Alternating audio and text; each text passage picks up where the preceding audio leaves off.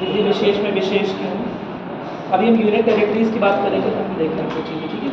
अभी के लिए समझना कि शुरुआत में दिल्ली का एस्टैब्लिशमेंट जो है वो केंद्र शासित प्रदेश के रूप में हुआ और बाद में चलकर एक संवैधानिक संशोधन के जरिए दिल्ली में विधानमंडल की स्थापना की गई, कुछ अधिकार दे दिए गए, ठीक है। क्यों दिए गए इस बारे में बात, ठीक है। परेशान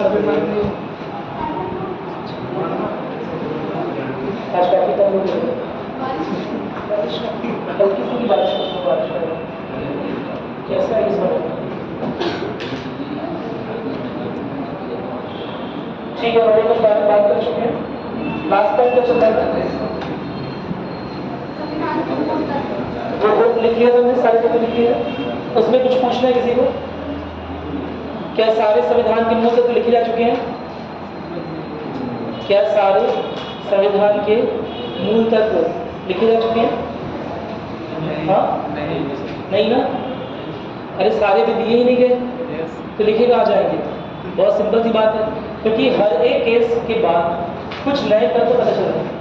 क्या मेरी बात सुने? सारे एलिमेंट्स एक बार में डिस्क्लोज नहीं है, उसका एक बहुत सिंपल सा कारण है, क्योंकि सारे जो मूल तत्व हैं संविधान के मूल संरचना के जो तत्व हैं, है ना, क्योंकि हमारा संविधान आपको बता दिया मैंने कि बहुत सारे मूल्यों को लेकर, बहुत सारे प्रिंसिपल्स को लेकर बना हुआ, बहुत सारे सिद्धांतों को लेकर बना हुआ।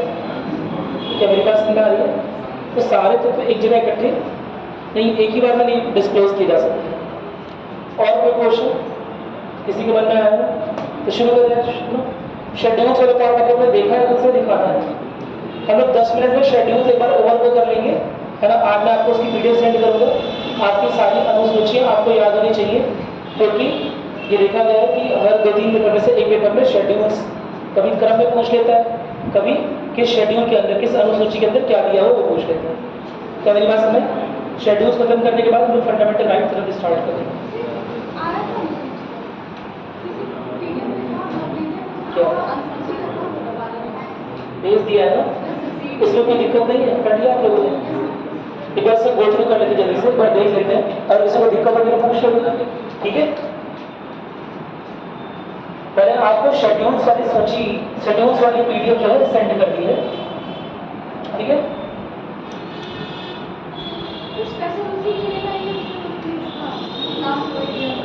लास्ट में क्या था वही देखिए,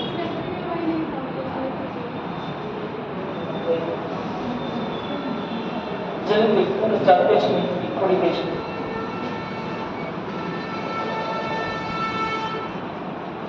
शेड्यूल देख लेंगे, फिर आज मैं आपको अभी जितना हुआ है उसका पीडीएफ क्वेश्चन भी भेज देता हूँ, ठीक है। सिटीजनशिप पार्ट 1 और शेड्यूल के सारे क्वेश्चन आज आपके समझ तक पहुँच जाएंगे, ठीक है। उसे सॉल्व करिए, यूपीएससी पीसी के पुराने क्वेश्चन, और साथ ही साथ मेन से क्वेश्चन अटैच करूँगा। आप लोग उसे लिखते रहिए, हमेशा राइटिंग प्रैक्टिस में लाइए, ठीक है। अगर अगले साल पेपर देना है तो ठीक है।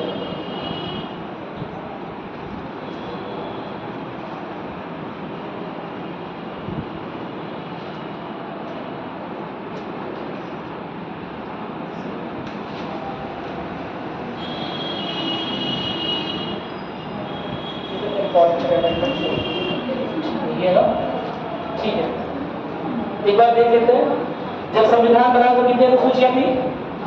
8 थी। अभी कितनी है? 12, ठीक है। यानी कि कुछ अमेंडमेंट। अच्छा, इससे एक और बात हम कंफर्म होकर कह सकते हैं कि अनुसूचियां भी संविधान का ही भाग है ना, क्योंकि संविधान को अमेंड करने की पावर, संविधान को सुधार करने की, संविधान को संशोधित करने की पावर आर्टिकल 368 देता है। हमने सूचियों में भी, अनुसूचियों में भी संशोधन किया, इसका मतलब अनुसूची भी संविधान का ही भाग मानी जाती है। क्या मेरी बात समझ में? कोई दिक्कत तो नहीं है ना?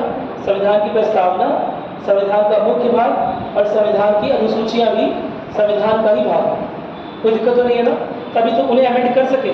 अगर संविधान का भाग ना होती तो क्या उन्हें हम संशोधित कर पाते? नहीं कर पाते। क्या मेरी बात समझ में आ रही है? चलिए ठीक है, तो पहली अनुसूची की बात करेंगे। कितनी अनुसूचियां इस समय? 12 है ना। प्रत्येक सूची का थोड़ा सा विवरण दिया हुआ है। पहली अनुसूची किसके बारे में है? पहली सूची जो है, पहली अनुसूची जो है वो जो पार्ट 1 लिखा हुआ है भाग 1 संविधान का, उससे संबंधित है। भाग में 1 में लिखा हुआ है राज्य, संघ और राज्य उसके क्षेत्र। तो पहली सूची उसी को डिटरमाइन करती है कि भारत में कौन कौन से राज्य हैं, भारत में कौन कौन से क्षेत्र हैं, कौन कौन से केंद्र शासित प्रदेश हैं। क्या मेरी बात समझ में आ रही है? तो पहली अनुसूची में भारतीय राज्यों, केंद्र शासित प्रदेशों के नाम और उनके क्षेत्र शामिल हैं। राज्यों और संघ क्षेत्र की सीमा रेखाओं का वर्णन। क्या मेरी बात क्लियर है? कहाँ से राज्यों की सीमाएं शुरू हुई हैं, कहाँ खत्म हो रही है, उस तरह का कुछ वर्णन दिया हुआ है ताकि ये समझ पाए कि किस टेरिटरी को, किस भौतिक अवस्थिति को कौन से राज्य का नाम दिया गया। क्या मेरी बात क्लियर है? राज्यों की भौतिक अवस्थिति और साथ ही साथ केंद्र शासित प्रदेशों की भौतिक अवस्थिति के अनुसार अनुसूची 1 लिखेंगे। कोई दिक्कत तो नहीं है ना? लिख दीजिएगा कहीं राज्यों और केंद्र शासित प्रदेश या भारतीय और भारतीय क्षेत्रों की भौतिक अवस्थिति। मेरी आवाज आ रही है? गलत गलत काम करता हूं, ठीक है? आवाज आ रही है आपको? वापस आ जाओ।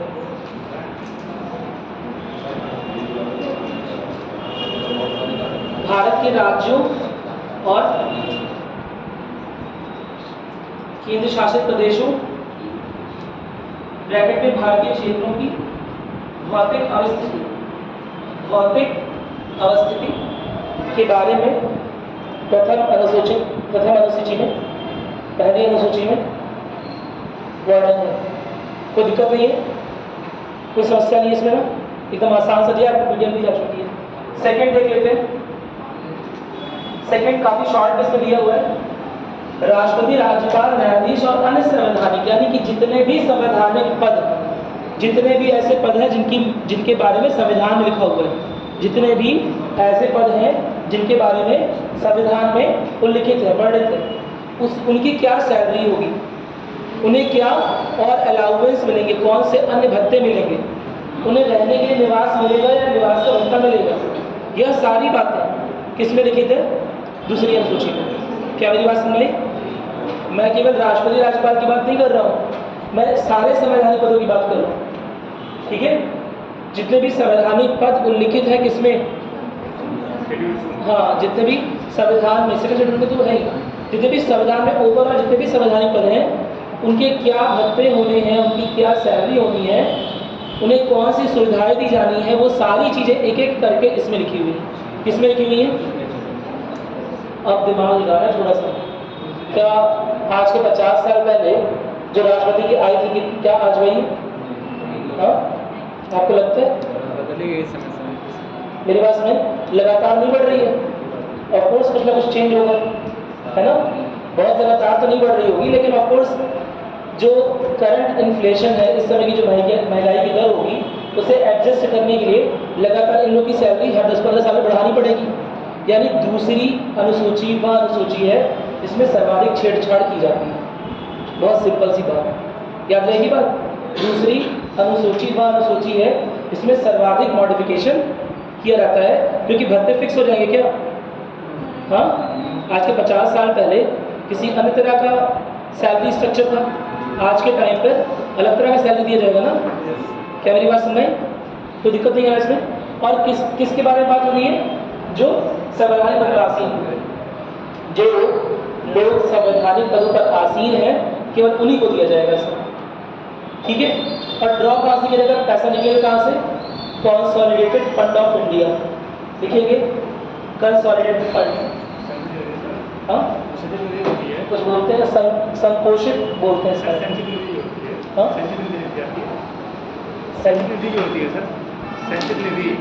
अच्छा, निधि है, वो सब इसमें मेंशन है। कौन सी निधि दी जानी है? कहते हैं हर एक चीज़ कि भत्ते का गुजारा भी, मतलब जो निवास का भत्ता होता है वो भी दिया जाना है, या निवास स्थान दिया जाना है, वो सारी चीज़ें भी इसमें मेंशन है। क्या मेरी बात समझ में? हर एक चीज़ मेंशन है। आप इस बात को लिख लीजिएगा, पहली बात लीजिएगा ब्रैकेट में सर्वाधिक छेड़छाड़ किया गया, ठीक है? ये तो समझ आ रहा है सर्वाधिक बार क्यों चेंज होगी, है ना? दूसरा लिखिएगा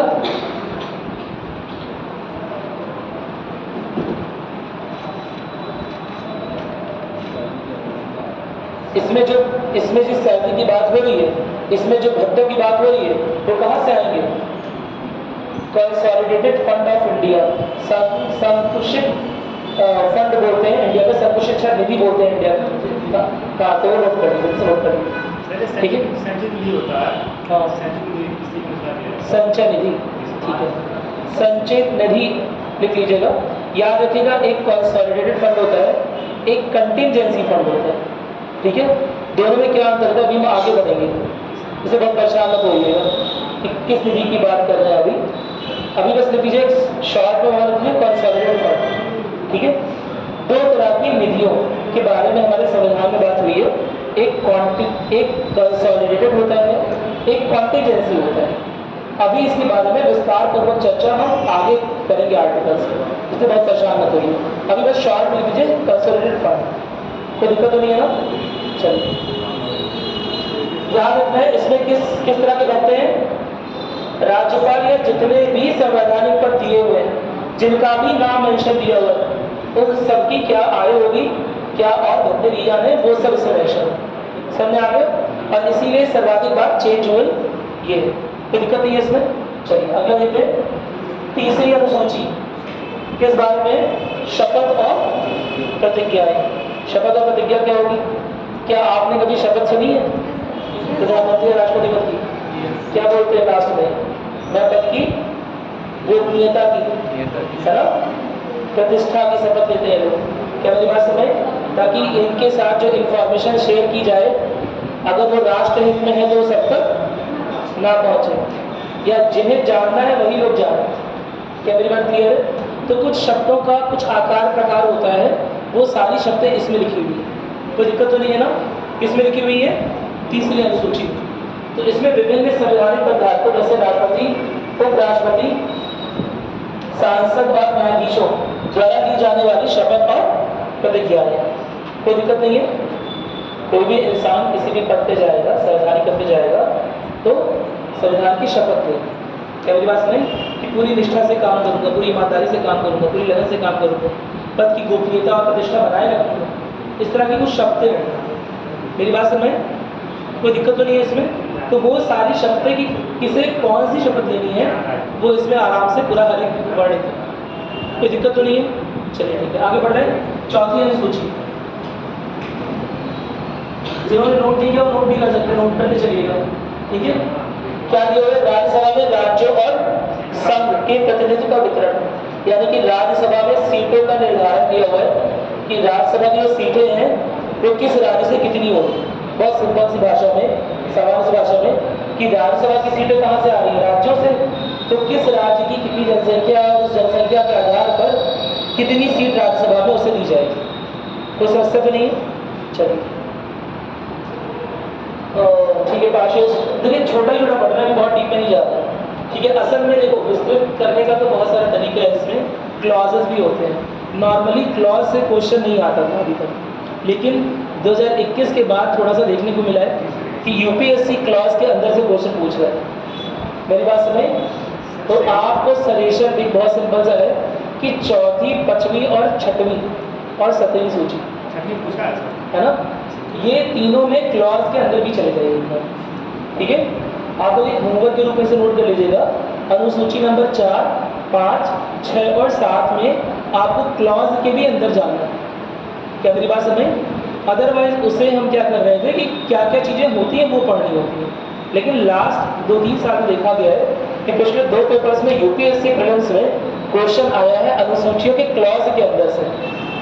जो अनुसूचियों के ऊपर से हेडिंग बढ़ के हम लोग भाग रहे हैं ना, उससे काम नहीं चलेगा। हाँ, 6 नंबर की सूची और बहुत डीप में आई थी। 4 राज्य है सर। हाँ, 4 राज्यों का नाम पूछा था और कैसे क्रम पूछा था, किस क्रम में लिखी हुई है, करेक्ट, असम, मेघालय वगैरह का क्रम पूछा था। अब ये चीज़ बहुत डीप में है, इसी क्वेश्चन को मैं बोलता हूँ वाइल्ड गूस चाहिए। मेरी बात समझ? ये कुछ ऐसी मुर्गियाँ हैं जिसे आप डायरेक्टली पकड़ नहीं सकते, क्योंकि आप सारे प्रश्न या सारे क्लॉजेस को रटकर नहीं ला सकते, आपकी दिमागी क्षमता के बाहर की चीज़ है। क्या मेरी बात समझ आ रही है? लेकिन फिर भी असल में अनुसूची 4, 5, 6 और 7 बहुत बहुत इंपॉर्टेंट है, इसके आप क्लॉज तक भी उतरिए। कि क्लॉजेस में लिखा गया है। कोई दिक्कत तो नहीं है ना? चलिए नोट कर लीजिएगा। आर्टिकल अनुसूची शेड्यूल जो है 4, 5, 6, 7 इसके क्लॉज में आपको अंदर जाना है। ठीक, चलो 5वीं अनुसूची देख लेते हैं एक बार से। अनुसूचित क्षेत्रों और अनुसूचित जनजातियों का प्रशासन। इसमें बेसिकली क्या है कि जहाँ पर अनुसूचित जातियाँ, अनुसूचित जनजातियाँ रहती हैं, उनके क्षेत्र में प्रशासन की बागडोर किसके हाथ में रहेगी, कैसे रन करेगी? जाति की बात की गई क्या? जाति की बात की गई क्या? अनुसूचित जाति, मेरी बात समझे? अनुसूचित यानी कि जिनका वर्णन इस अनुसूची में मिलेगा। मेरी बात समझे? अनुसूचित जाति किसे बोलते हैं? अनुसूचित जाति और अनुसूचित जाति किसे बोलते हैं? हाँ, तुम लोग तुरंत ट्रांसलेशन करके बताते हो, हिंदी का इंग्लिश, इंग्लिश का हिंदी, है ना? एससी का मतलब ये होता है scheduled caste, scheduled tribe. SC मतलब शेड्यूल्ड ट्राइब। अरे वही तो शेड्यूल पढ़ रहे हैं। शेड्यूल्ड ट्राइब का मतलब हुआ जिनका वर्णन 5वीं अनुसूची में। अनुसूचित जाति का मतलब हो गया जिनका वर्णन 5वीं अनुसूची में, वहीं से वो शब्द आया है। क्या मेरी बात सुन रही? कोई दिक्कत तो नहीं है? अब उसमें कौन बोलते हैं ना अनुसूचित जाति? अनुसूचित जाति का मतलब ये हो गया वो सारी जातियां और जनजातियां जो कि 5वीं अनुसूची में मेंशन है, उनको लिखे। क्या मेरी बात सुन रही? नोट कर लो वरना भूल जाओ, याद रखने सब चीजों को, ठीक है? और ये अभी चेंज होने वाली चीज है, ये अभी लगातार कुछ ना कुछ बदलता होता रहता है। इतनी आराम से नहीं होता, लेकिन जब भी गवर्नमेंट को लगता है, जब भी सरकार प्रशासन को लगेगा कि कोई खास जाति उनसे छूट रही है, कोई खास ट्राइब यानी कि जनजाति उनसे छूट गई है बाई चांस, तो ऐसे में उसका एडिशन वो इसमें कर देते हैं। क्या मेरी बात क्लियर है? उनके लिए कुछ विशेष नियम रहेंगे, उनके लिए कुछ विशेष प्रावधान दिए गए। क्या मेरी बात समझ में आ गई? कोई दिक्कत तो नहीं है ना? चलिए फिर 6वीं अनुसूची सबसे खतरनाक है। आप इसे इसी ऑर्डर में नोट करिएगा। इसका ऑर्डर पूछ लिया, क्रम पूछ लिया था। कभी किसी ने एक्सपेक्ट नहीं किया ना कि क्रम पूछ लेगा। सब लोग केवल क्या कर रहे थे, राज्यों को याद करके काम चला रहे थे। तो इसे इसी क्रम में याद रखिएगा, असम, मेघालय, त्रिपुरा और मिजोरम। ठीक है? असम, मेघालय, त्रिपुरा और मिजोरम के जनजातीय क्षेत्रों का प्रशासन दिया हुआ है। क्यों इन्हीं राज्यों का नाम लिखा हुआ है? क्या अन्य राज्यों में जनजातियां नहीं है कि नहीं है? तो इन्हीं तीनों को क्यों मुख्य रूप से लिखा हुआ है, तो बताएगा? क्योंकि वहां पर मुख्य धारा में 70%, 60% अनुसूचित जाति के ही लोग। मेरी बात समझ? कई तरह की अनुसूचित जाति, अनुसूचित जनजातियां रहती है। क्या मेरी बात क्लियर है? कई तरह के ट्राइबल एरियाज हैं, ठीक है? और इसके लिए ही मैंने आपको एक संविधान संशोधन बोला था। सुनो, मैंने एक संविधान संशोधन बोला था पढ़ के आने के लिए, जिसके बारे में बात होगी। कौन सा नंबर का? 125वां बोला था ना, उसके बारे में बात हो रही थी, वो इसी से रिलेटेड है। मेरी बात सुनाई कि वहां के शासन प्रशासन में क्या बदलाव होने की, मतलब क्या बदलाव होने के प्रावधान है। प्रावधान आपको एक बार देखने पड़ेंगे, जब आ जाएंगे तो मैं बता दूंगा। ठीक है? चलो, अभी आए नहीं है, लेकिन संविधान संशोधन है, मतलब प्रस्तावित है कि हो जाएगा। चलिए, आपको इसी क्रम में लिखना है असम, मेघालय, त्रिपुरा, मिजोरम। इसमें क्या हो रहा है, जनजातीय क्षेत्रों में स्वायत्त जिला परिषद और क्षेत्रीय परिषद के गठन और उनके कार्यों का वर्णन है। ठीक है? इसी को लेकर और डिमांड हो रही है कि बहुत सारे क्षेत्र जहां पर कहने के लिए स्वायत्ता तो दे दी गई है, लेकिन शायद अभी उस स्तर की स्वायत्ता अभी नहीं दी गई है ना? तो ऐसे में कुछ क्षेत्र की जो एडमिनिस्ट्रेटिव यूनिट्स हैं, जो जिला परिषदें हैं, वो और स्वायत्ता की मांगे कर रही है। उसी के लिए 125वां संशोधन प्रस्तावित। क्या मेरी बात समझ में? मेरे ख्याल से आने वाले 1 साल में सबसे इंपॉर्टेंट ये अनुसूची नंबर कौन सी है? 6। नोट कर लो, दोबारा आ सकता है, क्वेश्चन दिया है, दोबारा आ सकता है, क्योंकि 125वां संशोधन दोबारा से चर्चा का विषय बना हुआ है। नोट कर लो कहीं, समझा? आप 1-2 साल में पेपर दोगे, उसमें निश्चित रूप से ये क्वेश्चन देखोगे। समझ आ रहा है? नोट करने से स्टार बना रहे, सुपर इंपॉर्टेंट है ये, सारी अनुसूचियों में सुपर इंपॉर्टेंट अनुसूची है, क्योंकि लगातार चर्चा का विषय बनी हुई है। समझ में आ रही मेरी बात? चलो आगे देखते हैं। और प्लीज नोट कर लो, है ना, इसलिए बोल रहा हूँ क्योंकि पढ़ा देता हूँ, आपको ध्यान देते फिर वैसे ही क्वेश्चन आते हैं। ठीक है, 2021 में मैंने राज्य की परिभाषा बहुत बार बताई और सब सेम चीज राज्य का परिभाषा से एक क्वेश्चन आया था, बस शब्दों को चेंज करके। शायद तुम्हारे ग्रुप में देख रहे थे, याद नहीं आ रहा, लेकिन राज्य की परिभाषा से क्वेश्चन आया था कि शब्दों का हेर फेर करके सेम क्वेश्चन आया था 2021 यूपीएससी में। आपको बता चुका हूँ यहाँ पर शायद राज्य की परिभाषा। ठीक है, तो इसीलिए भैया ये सब चीजें नोट किए, ये बहुत इंपॉर्टेंट क्वेश्चन है, जिससे बनेगा 125वां संशोधन। वहां ब्रैकेट में लिख लो 125वां संशोधन जब आएगा 1-2 महीने बाद, तो उसे एक बार देख लीजिएगा। ठीक, अब हम 7वीं अनुसूची की बात करते हैं। पूरे अनुसूची की लिस्ट में जनरल रूप में, है ना, जब से अनुसूचियां बनी है सबसे ज्यादा क्वेश्चन इसी से आते हैं। मेरी बात में क्यों? क्योंकि यह वह अनुसूची है जो कि क्षेत्राधिकारों का डिवीजन करती है। क्षेत्राधिकारों का डिवीजन कैसे करती है कि राज्य के क्या क्षेत्र हैं, है ना, संघ के क्या क्षेत्र हैं और कौन से संवर्ती हैं जिसमें दोनों कानून, दोनों प्रावधान बना सकते हैं। अगर संवर्ती सूची में राज्य ने और संघ ने दोनों ने कानून बनाए हुए हैं, ऐसे में क्या होगा, ऐसे में किसके प्रावधानों को महत्व मिलेगा? केंद्र। और बाई चांस अगर आपस में कॉन्ट्राडिक्शन हो रहा है, विरोधाभास हो रहा है, तो किसके प्रावधानों को महत्व मिलेगा? वरीयता मिलेगी केंद्र सरकार को। याद रहेगी ये बात?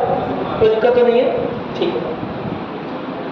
तो संघ सूची, अच्छा इसमें नंबर नहीं दिया हुआ है, ठीक है, एक सेकंड मैंने कुछ नोट्स दिए हैं। अच्छा मैं देखता हूँ इसमें, अभी आपसे याद रखिएगा इसमें 3 सूचियां शामिल है, संघ सूची, राज्य सूची और संवर्ती सूची।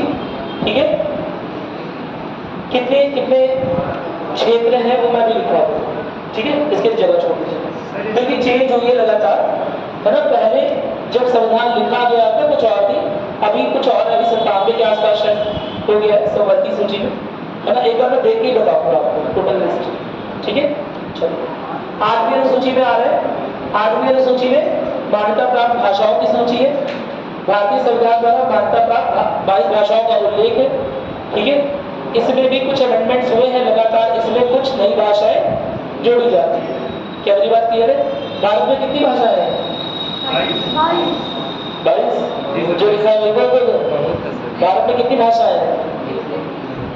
बहुत सारी भाषाएं, वी कैन नॉट काउंट। जब अगर मैं पूछ रहा हूं तो सबसे पहले दिमाग में ये जाना चाहिए कि भाषा बोलते किसे, कि भाषा बोलते किसे। क्या मेरी बात सुन रहे हैं? कितने मिनिमम लोग, क्या न्यूनतम जनसंख्या उस भाषा में वार्तालाप कर रही होगी जब हम उसे भाषा बोलेंगे? मेरी बात नहीं, कितनी पुरानी होनी चाहिए, कितनी अलग होनी चाहिए, क्या उसका व्याकरण अलग होना चाहिए? क्या मेरी बात समझ आ रही है? क्या भाषा और लिपि में आप अंतर समझते हैं? क्या अंतर होता है?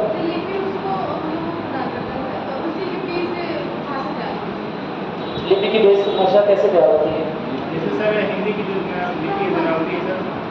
मैंने बहुत सिंपल क्वेश्चन पूछा आप लोगों से, मैं सिंपल क्वेश्चन पूछता हूँ आपको क्लास 10। लिपि यानी कि लिखावट का प्रकार, ठीक है, कुछ हद तक सही है।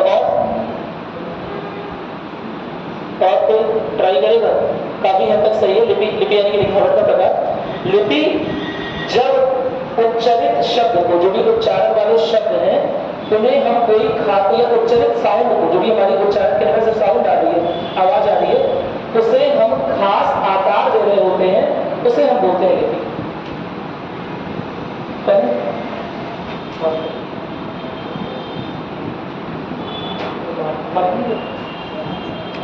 तो लिपि बेसिकली किसे बोलते हैं? लिखा क्या अंतर होता है लिपि भाषा में? ये बहुत इंपॉर्टेंट चीज है, मुझे लगता है कभी एग्जाम में आ जाएगी। इतना सिंपल सा अंतर होता है लेकिन आपको समझते नहीं है। चलो मैं लिखूंगा नहीं, ये बताओ मुझे, दिख रहे तुम लोगों को? दिख रहे नहीं? दिख रहे? दिख रहा है ना सबको? कोई तरह नहीं दिखा?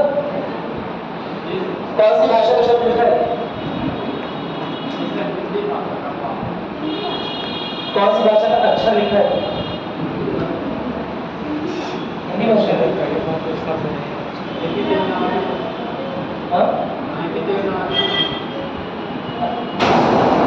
मुझे तो लग रहा है संस्कृत का लिखा है। मुझे लग रहा है संस्कृत का लिखा है, इन्हें लग रहा है अवधी का लिखा है, उन्हें लग रहा है मैथिली का लिखा है। हाँ, क्योंकि ये लिपि है। मतलब आप बता के ऐसी गलती कर रहे हैं। पाँच जब मैं बोल रहा हूँ, तो शब्द निकाल रहा हूँ, तो उसे कैसे आकृति देनी है यह बताती है लिपि। और भाषा असल में क्या है? भाषा व्याकरण के रूल्स है। मेरी बात सुन रही? जो इस लिपि पर जो जिसमें ये लिपि एडजस्ट की जाएगी और शब्द और मीनिंगफुल वाक्य बनाए जाएंगे। क्या मेरी बात सुन रहे? क्या मेरी बात सुन रही है? जो तुम लोग लिखते हो ना सर, क्या हाल चाल है, ये कौन सी भाषा है? इंग्लिश, हिंदी? भाषा ही मिक्स हो गई। अरे सोचो, तो आवाज नहीं है मेरे पास। बताओ, नहीं आ रही है? हाँ, कौन सी भाषा? ऐसे ही करो, कल क्या पढ़ाएंगे, है ना? कौन सी भाषा? अरे ये भाषा हिंदी ही है, क्योंकि भाषा ग्रामर का रूल होता है। लेकिन लिपि जो तुमने चूज की वो कौन सी है? इंग्लिश की। नहीं समझे बात? क्या मेरी बात समझ में? का के लिए तुम का नहीं बना रहे हो, के बना रहे हो, ये लिपि बता रहे हो। क्या मेरी बात समझ में? तो लिपि और भाषा में अंतर होता है। फिलहाल तो डीप में नहीं जा रहे, हल्का हल्का समझ लेते हैं। हमारे संविधान में, इसीलिए मैं कह रहा हूँ कि भाषा है कितनी अनगिनत, हमें नहीं पता, बहुत सारी, कोई बोलते 10,000, कोई बोलते 12। मेरी बात सुनिए, अगर ओवरऑल मुख्य भाषा जो कम से कम 10,000 लोग बोलते हैं, अगर उसकी बात करें तो एटलीस्ट 100 से 150 भाषाएं हैं। मेरी बात सुन रहे हैं? जो केवल 10,000, जो कम से कम 10,000 लोग बोलते हैं, उसमें भी प्रमुख भाषाएं कौन सी हैं? 22, जिन्हें हमारा संविधान चिन्हित करते हैं। क्या मेरी बात क्लियर है? कोई समस्या तो नहीं है इसमें? ठीक है, तो याद रखिएगा, भारतीय संविधान द्वारा मातृभाषा भाषा कितनी है? 22। अब इसमें कुछ अमेंडमेंट्स हुए, कुछ संवैधानिक संशोधन हुए, अभी देख लेते हैं उसमें अगर दिया हो तो। शायद दिया है, संविधान में सर मूल संविधान में भाषाएं कितनी? क्या कहते हैं सर मूल संविधान में भाषाएं कितनी? 2 भाषाओं में लिखा हुआ है ना? संविधान 2 ही भाषाओं में लिखा हुआ। मेरी बात सुनिए, हिंदी और इंग्लिश, और कोई दिक्कत नहीं है। असल में क्या होता है ना, एक और बात समझ लेते हैं। हालांकि भाषा वाले अभी आर्टिकल आएगा, आप लोग कुछ चीजें पहले पढ़ लेते हैं, फिर कोर्स थोड़ा पीछे रहता है, अभी मत पढ़िए, सब मत जाना, बस इतना जानने की है। अभी आर्टिकल 323 आएगा ना, हम भाषा के बारे में बहुत विस्तृत बात करेंगे, ठीक है? जहाँ भाषा के बारे में ही बात होगी। चलिए देख लेते हैं, इतना क्लियर हो गया? इसमें कोई दिक्कत नहीं है? चलिए और देख लेते हैं कौन सा अनुसूची है ये? 9वीं में क्या? अब 9वीं देखो, 8 तक तो वही अनुसूचियां हैं जो संविधान के साथ लिखी गई थी 26 जनवरी 1950 को, ठीक है? तो इसके बाद कुछ नई अनुसूचियां जोड़ी गई है, जिसमें एक 9वीं अनुसूची क्या है? भूमि सुधार और कुछ अन्य कानूनों को न्यायिक समीक्षा से छूट।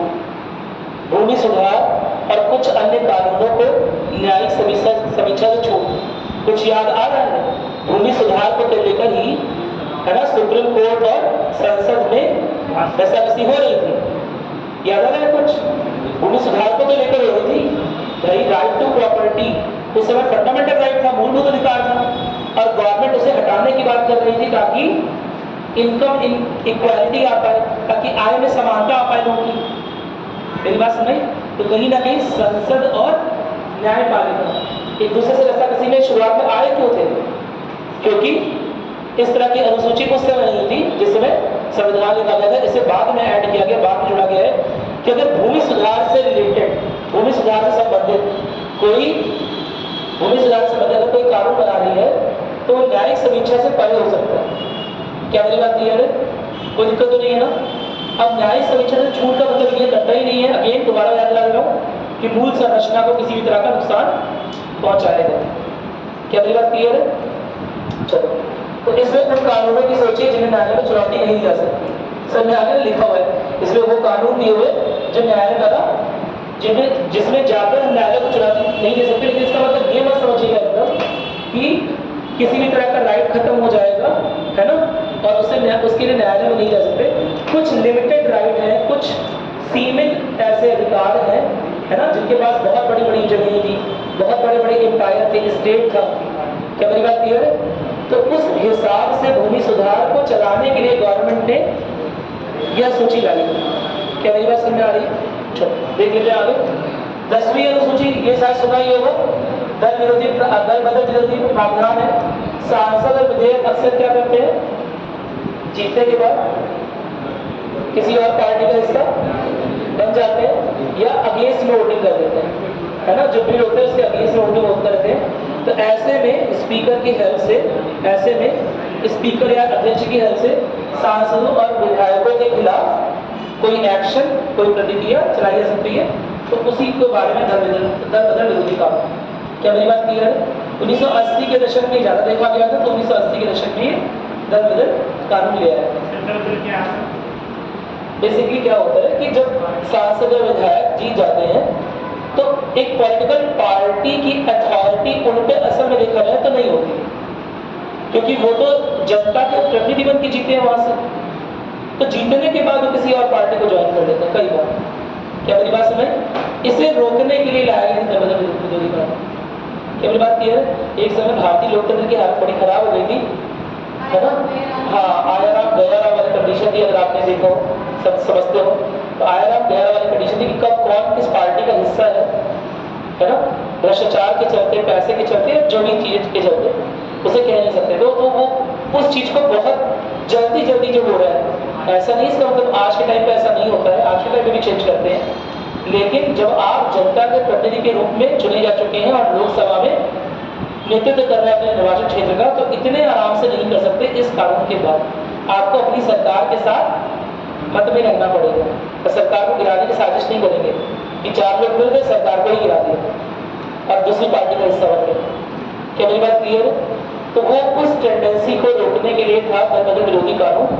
ठीक है, आगे देखते हैं 11वीं अनुसूची, पंचायत की शक्तियों, अधिकार और जिम्मेदारियों के बारे में। इसमें पंचायतों को 29 विषय याद करो, संवत्ति सूची और वो सूची हमने बनाई थी, उसमें हमने राज्य और संघ के बीच में शक्तियों का बंटवारा किया था। लेकिन क्या पंचायत के क्षेत्राधिकार नहीं होने चाहिए? हम बोलते तो हैं कि 2 टियर ऑफ गवर्नमेंट चल रही है, 2 त्रिस्तरीय गवर्नमेंट चल रही है, त्रिस्तरीय सरकार चल रही है, लेकिन असल में अगर बारीकी तौर से देखें तो क्या सरकार त्रिस्तरीय नहीं चल रही है? चल रही है ना। जो गवर्नमेंट सिस्टम है वो त्रिस्तरीय है। कुछ रूल्स केंद्र बना रहा है, कुछ रूल स्टेट बना रहा है, राज्य बना रहा है, और कुछ रूल आपकी नगर पालिका, नगर निगम भी कुछ करते नहीं। समझे बात? क्या मेरी बात समझ में आ रही है? तो उस हिसाब से इनके पास भी कुछ विषय होने चाहिए जिन पे ये अपने लोकल क्षेत्रों के हिसाब से, अपने प्रांत के हिसाब से कुछ विशेष प्रावधान बना सके। तो उसके लिए 11वीं अनुसूची बनाएंगे। कोई दिक्कत तो नहीं है ना? इसमें 29 क्षेत्र शामिल है। ठीक है, 12वीं अनुसूची में क्या हो जाएगा?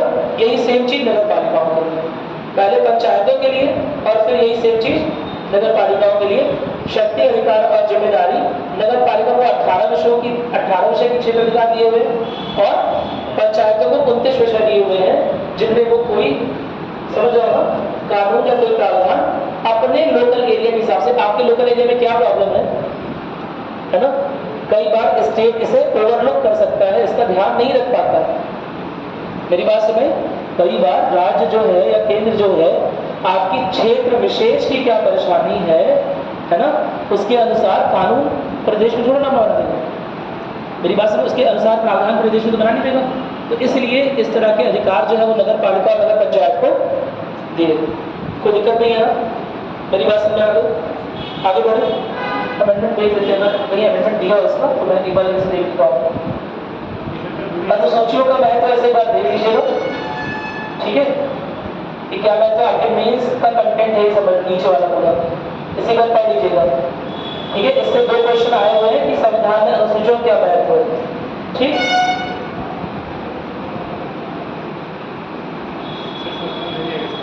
देखिए संशोधन वाले पार्ट उसमें दिया हो, एक बार बात कर लेंगे।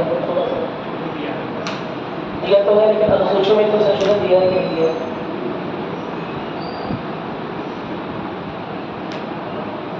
पुनर्गठन वाली पर है।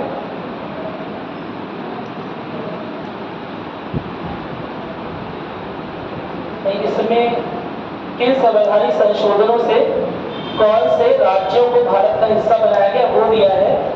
ठीक है, इसके बारे में एक बार बात की थी, मैंने बताया था कि संघ और जो भाग 1 वाला पार्ट है हमारा, असल में उससे क्वेश्चन केवल संवैधानिक प्रावधानों से नहीं आते हैं। कब कौन सा राज्य भारत का भाग बना पूरी तरह से, या कब सीमाओं को विभाजित करके नए राज्य का पुनर्गठन किया गया। क्या मेरी बात क्लियर है? उससे भी क्वेश्चन आते हैं। तो वो डायरेक्ट क्वेश्चन कैसे आता है, क्रोनोलॉजी के तरफ आता है। कब क्या हुआ, पहले कौन सा, पहले सिक्किम बना या गोवा बना, पहले गोवा बना या मिजोरम बना, इस तरह के क्वेश्चन आते हैं। तो एक बार इसे देख लीजिएगा आप लोग, आपको है ना ग्रुप में जा चुका है शायद, या जा चुका है ना, चलिए आगे बढ़ रहा है। देखिए पहले 1956 में इसमें लिखा नहीं, आंध्र प्रदेश बना था 1956 में पहला राज्य भाषा के आधार पर। फिर 1961 में दादर और नागर हवेली को बनाया गया, केंद्र शासित प्रदेश का दर्जा दिया गया। ठीक है, 10वां संविधान संशोधन अधिनियम था। 13वें के अकॉर्डिंग गोवा दमन दीव को भारतीय संघ में शामिल किया गया 1962 में, इन्हें केंद्र शासित प्रदेश का दर्जा दिया गया। 17 है वो, ठीक है, उसके अकॉर्डिंग नागालैंड का गठन किया गया, उसे 16वां राज्य बनाया गया। फिर 20वां संविधान संशोधन है जिसमें हिमाचल प्रदेश और पंजाब को, अच्छा पंजाब के 2 पार्ट डिवाइड किए गए, पंजाब और हरियाणा। आपको शायद पता होगा पंजाब में एक मूवमेंट चल रहा था जिसमें पंजाबी स्पीकिंग पीपल, पंजाबी जो लोग बोलते हैं वो हिंदी बोलने वाले लोगों से अलग राज्य की डिमांड कर रहे हैं। क्या मेरी बात सुने? तो हरियाणा में मेजरली हिंदी स्पीकिंग लोग हैं और पंजाब में ज़्यादातर गुरुमुखी पंजाबी बोलने वाले हैं। क्या मेरी बात क्लियर है? तो क्योंकि भाषा के आधार पर एक बार आंध्र प्रदेश बन चुका था, तो अब कहीं भी ये मांग उठेगी तो उसे देना ही पड़ेगा। ठीक है, तो पंजाब पुनर्गठन अधिनियम जो है उसके तहत हरियाणा बना 20वें संशोधन में, और फिर हिमाचल प्रदेश बना। चंडीगढ़ को केंद्र शासित बनाया, इसी बनाया गया। इसमें चंडीगढ़ को केंद्र शासित प्रदेश बनाया गया, क्यों? क्योंकि चंडीगढ़ उन दोनों की कैपिटल थी। पंजाब और हरियाणा की दोनों की ज्वाइंट कैपिटल क्या थी? चंडीगढ़ अभी भी है, तो केंद्र शासित प्रदेश वहां पर स्टार्ट कर दिया था, केंद्र शासित प्रदेश बना दिया गया उससे। 24वां संविधान संशोधन क्या है? दादरा और नागर हवेली और दमन और दीव को केंद्र शासित प्रदेश घोषित कर दिया गया। उसके बाद सिक्किम वाला बहुत इंपॉर्टेंट याद रखिएगा, 1974 में ही सिक्किम को भारतीय राज्य संघ में अपनाया गया है। क्या मेरी बात समझ में आ गई? ये भारतीय राज्य का दर्जा कहाँ मिला है? 1974। उसके पहले का अधिग्रहित क्षेत्र था। ठीक है, क्या चीज? 10वें संविधान संशोधन में, हाँ तो उसमें भारतीय संघ का हिस्सा बनाया गया। ठीक है, हाँ, और इसमें केंद्र शासित प्रदेश का हिस्सा दमन और दीव भी लिखा हुआ है। अच्छा, इसमें एक और बात है, अभी रिसेंट में भी संविधान संशोधन हुआ दादर और नागर हवेली को लेकर, दमन और दीव को लेकर। क्या किया गया दोबारा से? 2020 में हुआ। हाँ 2020 में हुआ, और क्या किया गया है? एक ही कर दिया गया है, सबको मर्ज करके एक ही केंद्र शासित प्रदेश बना दिया गया है। ठीक है, क्योंकि ये बहुत छोटी इकाइयां है ना, यहाँ एडमिनिस्ट्रेशन अलग अलग रन करेंगे, परेशानी होगी। पहले ही इन्हें राज्यों का भाग बना लेना चाहिए था, वो बाई चांस हो नहीं पाया अभी तक, क्योंकि वहाँ पर तहसीलें अलग तरह से काम करती हैं, कुछ अलग तरह की इकाइयाँ वो बाद में आज़ाद हुई है। इसके बारे में बताया था एक बार, सारी टेरिटरी, सारे क्षेत्रों पर केवल ब्रिटिश उपनिवेश नहीं था, कुछ क्षेत्र ऐसे भी थे जहाँ पुर्तगाली थे, और कुछ क्षेत्र ऐसे भी थे जहाँ फ्रांसीसी थे, और यह सब लोग एक ही बार में 15 अगस्त 1947 को भारत खाली करके नहीं गए। क्या मेरी बात सुन रहे? कोई दिक्कत तो नहीं है? तो इसीलिए उस क्रम के अनुसार इसे किया गया। अभी भी इंटीग्रेशन, एकीकरण की कोशिश जारी है कि दादर और नागर हवेली को और दमन और दीव को किसी राज्य का ही, जिस राज्य में अवस्थिति है कि गुजरात के आसपास, वहाँ का ही हिस्सा बना। क्या मेरी बात सुने? सबसे बड़ी परेशानी था पांडिचेरी को लेकर, पुडुचेरी को लेकर। पुडुचेरी के 4 क्षेत्र हैं, कौन कौन से? पुडुचेरी, यनम, माहे और करिकल। ठीक है, नोट किया, भूल जाओगे पक्का बताना। पुडुचेरी, यनम, माहे और करिकल। ठीक है, और ये 4 क्षेत्र जो है वो 3 स्टेट में, 3 राज्यों का हिस्सा है। क्या सम्मानित? मेरी बात समझ? और यह सब पांडिचेरी के अंदर ही आते हैं। ये चारों क्षेत्र जो हैं वो पांडिचेरी के अंदर ही आते हैं। इनके ऊपर पहले फ्रेंच उपनिवेश था। फ्रांसीसियों ने जब भारत छोड़ा तो इन चारों क्षेत्रों को छोड़ा, ठीक है। इनका एकीकरण अपने राज्यों के साथ अभी तक नहीं हो पाया। क्या मेरी बात समझ? दोबारा बोल दूं, पुडुचेरी, माहे, यनम और करिकल। आपको देखकर आना आपका होमवर्क है कि कौन से राज्यों में है, ठीक है। यनम, माहे, करिकल, करिकल, करिकल, करिकल, ठीक है।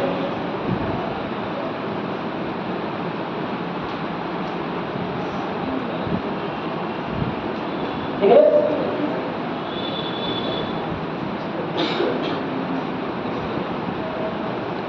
समझ आ गया? तो ये चार छोटे छोटे क्षेत्र है ना, लेकिन 3 राज्यों में स्थित है और चारों के चारों पुडुचेरी के नाम से जाने जाते हैं। चारों के चारों एडमिनिस्ट्रेटिव यूनिट पुडुचेरी से ही गवर्न होगी। अब दिक्कत ये है कि 4 अलग अलग राज्यों के हिस्से और एडमिनिस्ट्रेटिव यूनिट पुडुचेरी से आ रही है, तो दिक्कत होती है, मुश्किल होती है। अभी तक उनका राज्यों में एकीकरण नहीं हो पा रहा। क्या मेरी बात समझ? अभी तक अभी नहीं हुआ है, ठीक है। तभी तो पूछ तो होता ना कि बहुत इंपॉर्टेंट है, आने वाले टाइम के लिए हो सकता हो जाए। 35वां संविधान संशोधन क्या है? सिक्किम को भारतीय संघ में मिला दिया गया और फिर नेक्स्ट 36वें से सिक्किम को पूर्ण राज्य का दर्जा मिल जाएगा। 47वां क्या है? अरुणाचल प्रदेश। आपको ये ऑर्डर क्रम पूछेगा एग्जाम में, पहले भारतीय संघ का हिस्सा कौन बना, समझ, बाद में कौन बना, तो आपको ये ऑर्डर याद रखना है। कोई दिक्कत तो नहीं है ना? पहले सिक्किम बना, फिर अरुणाचल प्रदेश को पूर्ण राज्य का दर्जा मिला, फिर मिजोरम को मिला, उसके बाद गोवा को दिया गया। ये ऑर्डर रखना, याद रखना जरूरी है। उसके बाद देखिए उत्तर प्रदेश, हाँ ये बहुत इंपॉर्टेंट है। 2000 में क्या हुआ है? 87 जो कॉन्स्टिट्यूशनल अमेंडमेंट हुआ है, संविधान का संशोधन हुआ है, उसमें उत्तर प्रदेश से उत्तराखंड अलग किया गया, मध्य प्रदेश से छत्तीसगढ़ और बिहार से झारखंड अलग किया गया। पहले उत्तराखंड का नाम उत्तरांचल रखा गया, बाद में उत्तराखंड रखा गया। क्या मेरी बात समझ? ठीक है। तो ये किससे हुआ है? अभी 2000 में हुआ है।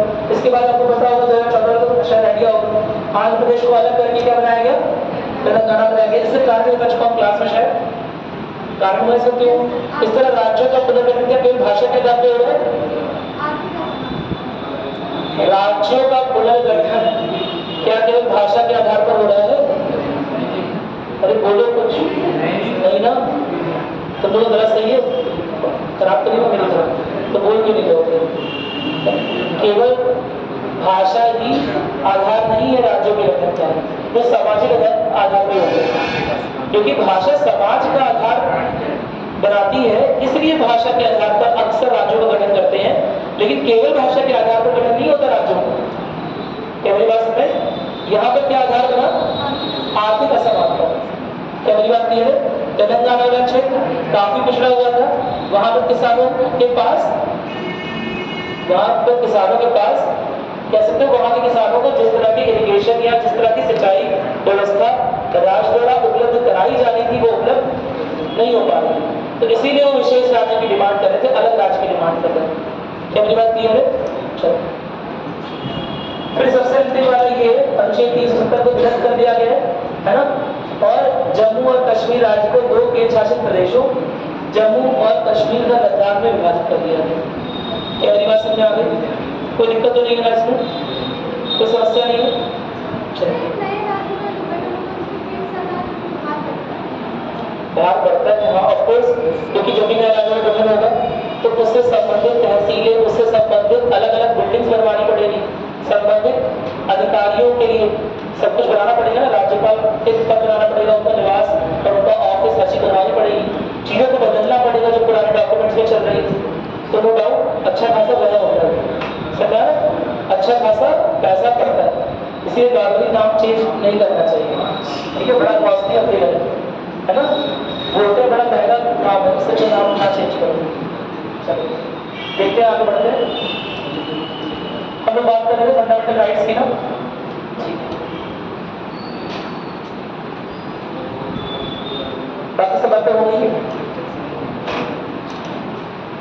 संविधान के वो मूल संरचना की बात कर ली है। आज थोड़ा सा फंडामेंटल राइट्स की बात करेंगे।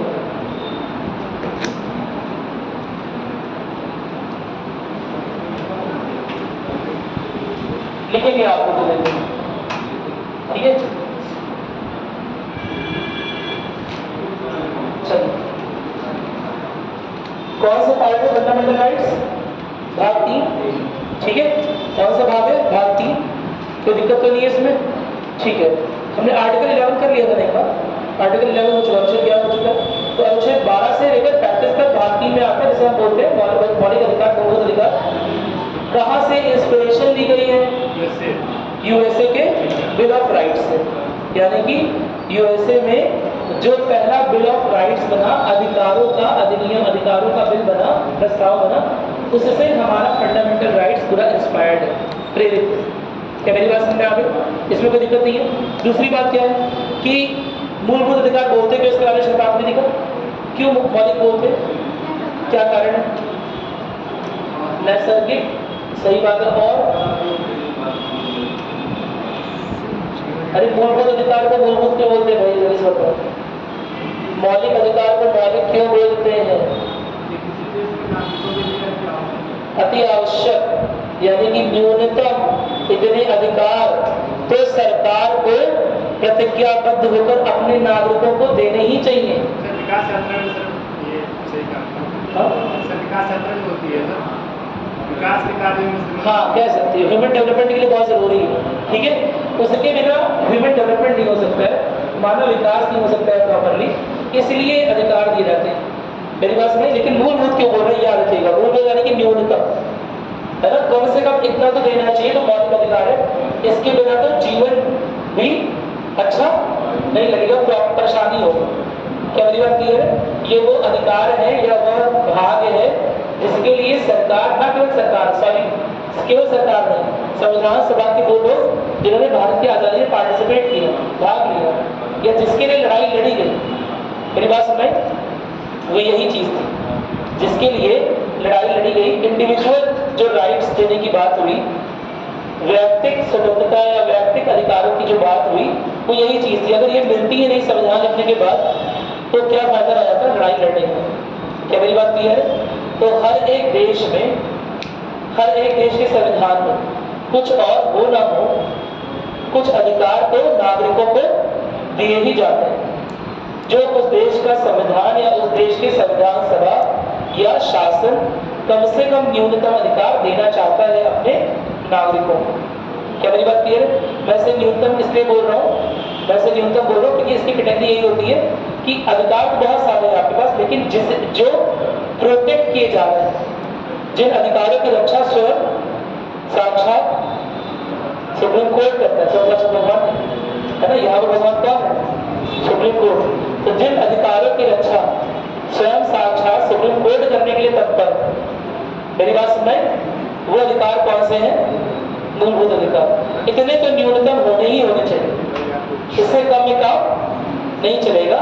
इंसान के भौतिक, इंसान के मानसिक, नागरिकों के भौतिक, नागरिकों के मानसिक और स्पिरिचुअल यानी कि आत्मिक विकास के लिए सबसे निम्नतम या न्यूनतम आवश्यकताएं हैं। क्या मेरी बात क्लियर है? कोई दिक्कत तो नहीं है ना? अगर ये अधिकार छीन लिए जाएंगे तो उसका जो विकास हो रहा है, भौतिक, शारीरिक, हर तरह का विकास जो हो रहा है, वो कहीं ना कहीं रुका रहेगा। क्या मेरी बात क्लियर हो? कोई दिक्कत तो नहीं है? तो कुल मिलाकर 12 से 35 में कितने प्रकार के अधिकार है देखो यदि। एक तो समानता और समता का अधिकार, दूसरा क्या है? हाँ, उसके बाद आर्टिकल समानता के बाद है स्वतंत्रता का अधिकार। क्या मेरी बात क्लियर हो रही है? उसके बाद है शोषण के विरुद्ध अधिकार, शोषण के विरुद्ध अधिकार, ठीक है, तीसरे तरह का अधिकार। फिर धार्मिक स्वतंत्रता का अधिकार, चौथे तरह का अधिकार, ठीक है। फिर संस्कृति और शिक्षा संबंधी अधिकार, पांचवें तरह का अधिकार, और फिर संवैधानिक उपचारों का अधिकार, छठवें तरह का अधिकार। लेकिन जब यह संविधान लिखा गया था तब यह 6 प्रकार के अधिकार नहीं थे, एक और प्रकार का अधिकार था। अरे वाह, शाबाश, संपत्ति का अधिकार था, जिसे 44वें संविधान के संशोधन संशोधन में बदलकर क्या कर दिया गया, आर्टिकल 300A में डाल दिया गया, यहाँ से हटा दिया गया। कोई दिक्कत तो नहीं है ना, कोई समस्या नहीं है। याद रहेगा 44वां लिख लो कहीं, ठीक है। 44वें संविधान संशोधन के अनुसार या के अंतर्गत संपत्ति का अधिकार मूलभूत अधिकार की श्रेणी से हटाकर विधिक अधिकार या संवैधानिक अधिकारों की श्रेणी में ले आए। कोई दिक्कत तो नहीं है। चलो ठीक है, आगे बढ़ते हैं। ठीक है, जल्दी देखते हैं। अब पहला टाइप है ना, समता और समानता का, उसके बारे में बात करते हैं। जैसे इसके अंतर्गत अच्छा एक 12 और 13 आर्टिकल भी है, उसमें क्या दिया हुआ है तो बताएगा। इसमें सबसे इंपॉर्टेंट है अनुच्छेद 13। मेरी बात सुने, अनुच्छेद 13 क्या बोलता है पता है? जी सर। क्या सर जो फंडामेंटल राइट है सर, इसके अगेंस्ट अगर कोई काम कर रहा है तो सर ये इसमें हो जाएगा। ठीक है, वेरी गुड। एक तो ये बात हो गई, और भी कुछ बोलता है? ठीक है, हाँ, ये जो अनुच्छेद 13 में दिया होता है, अनुच्छेद 13 ना कहीं मौलिक अधिकारों की सुरक्षा करता है। कैसे सुरक्षा करता है? वो बोल रहा है कि जितने भी मूलभूत अधिकार लिखे हुए हैं, है ना, आने वाले आर्टिकल्स में, इस पूरे भाग में, अगर इसमें से किसी भी मूलभूत अधिकार का हनन, किसी भी तरह के मूलभूत अधिकार का क्षरण समझते हो, कमी हो रही किसी तरह से, तो ऐसे में वो कानून अगर किसी भी तरह के ऐसे मूलभूत अधिकार का क्षरण कर रहा है, जो कानून पहले बना हुआ है, पहले पॉइंट ये लिखा हुआ है कि जो कानून, जो कायदे, जो नियम पहले लिखे हुए हैं, है ना, वो सारे आज की डेट से निरस्त हो जाएंगे, ठीक है, जो मूलभूत अधिकारों का क्षरण करते हैं। क्या मेरी बात क्लियर है? कोई दिक्कत तो नहीं है ना? वो सारे कायदे, है ना, क्या हो जाएंगे, खत्म कर दिए जाएंगे, जो मूलभूत अधिकारों का क्षरण करते होंगे और पहले से लिखे गए होंगे। क्या मेरी बात क्लियर है? दूसरी बात ये करता है, संविधान में कितना भी संशोधन हो, संविधान में कुछ भी चीज बदल लो, या संविधान में अगर बाई चांस हमने ही कोई चीज ऐसी लिख दी जिससे व्यक्ति के मूलभूत अधिकारों का क्षरण होता है, तो वह चीज अपने आप खत्म हो सकती है। क्या मेरी बात क्लियर है? यह दिखा रहा है कि संविधान निर्माताओं ने मूलभूत अधिकारों को कितना ज्यादा इंपॉर्टेंस, कितना महत्व दिया। क्या मेरी बात क्लियर है? सीधे सीधे बात दिख रहा है कि अगर पूरे संविधान में लिखी हुई कोई भी बात इस पार्ट के अगेंस्ट होती है ना, बाकी जो अधिकार लिखे हुए हैं पूरे संविधान में, पूरे संविधान में किसी भी भाग में, मेरी बात सुने, अगर कोई भी चीज ऐसी लिखी गई है जो मूलभूत अधिकारों की वरीयता को किसी भी तरह से कम करती है या उस पर छाया डालती है, किसी भी तरह से कम कर रही है, ठीक है, तो वो अपने आप क्या हो जाएगी, समाप्त हो, है ना। और अगर समाप्त नहीं हो रही है तो उसके खिलाफ आप किसका जवाब डाल सकते हैं? हाई कोर्ट और सुप्रीम कोर्ट। क्या मेरी बात समझ? और अगर आप नहीं खटखटा रहे हैं तो अपने आप स्वतः संज्ञान में लेकर जो कोर्ट है, जो न्यायालय है, वो ऐसे प्रस्ताव, ऐसे बिलों को, ऐसे अधिनियमों को या ऐसे कानूनों को स्वतः खत्म कर सकती है। क्या मेरी बात की है? बिल को तो नहीं खत्म करेगी, बिल तो अभी डिस्कशन हो रहा है, लेकिन ऐसे कानूनों को, ऐसे एक्ट को खत्म कर सकती है, ऐसे कायदों को खत्म कर सकती है जो किसी भी तरह से मौलिक अधिकार की स्वतंत्रता का या मौलिक अधिकार के क्षेत्रों का क्षरण करने की कोशिश करे। क्या मेरी बात क्लियर है? तो क्या आपको नहीं लग रहा है कि आर्टिकल 13 कहीं ना कहीं न्यायिक समीक्षा से भी जुड़ा हुआ है? न्यायालय को न्यायिक समीक्षा का अधिकार दे कौन रहा है? हाँ, आर्टिकल 13 अनुच्छेद 13 संविधान का कौन सा आर्टिकल 13? मेरी बात सुनाई? न्यायालय ने बोला ना आप कुछ भी रिव्यू में डालेंगे, न्यायालय ने बोला अगर आप कोई भी ऐसी चीज बना रहे हैं जो मूलभूत संरचना के खिलाफ हो तो हम उसे क्या कर सकते हैं, उसकी समीक्षा कर सकते हैं, और अगर वो मूलभूत संरचना के खिलाफ पाई जाती है तो उसे निरस्त कर सकते हैं। यह शक्ति, यह जो प्राइमरी शक्ति है, यह कौन प्रदान कर रहा है? आर्टिकल 13। क्या मेरी बात समझ? कोई दिक्कत तो नहीं है? तो न्यायिक समीक्षा का सबसे बड़ा अधिकार जो न्यायालय को मिल रहा है वो आर्टिकल दे रहा है। इसीलिए एक बात शुरुआत में बोली थी कि सबसे बड़ा क्या है, सुप्रीम कोर्ट या संविधान? संविधान या सुप्रीम कोर्ट? संविधान, क्योंकि संविधान में बात लिखी हुई है तब सुप्रीम कोर्ट के पास शक्ति है। अगर यह बात ना लिखी होती तो सुप्रीम कोर्ट के पास शक्ति नहीं होती। यानी सुप्रीम कोर्ट से भी बड़ा है संविधान। क्या मेरी बात समझ में आ गई? इसमें कोई दिक्कत तो नहीं है ना? कहीं नोट किया इसे या भूल जाओगे? भूल जाओगे। देखो एक ही चीज होती है, तो नोट करोगे या भूल जाओगे? कौन सा ऑप्शन? नोट कर लो। समझे? चलो, न्यायिक समीक्षा का अधिकार हो अनुच्छेद 13 के अंतर्गत, अनुच्छेद 13 के अंतर्गत न्यायालय को न्यायिक समीक्षा का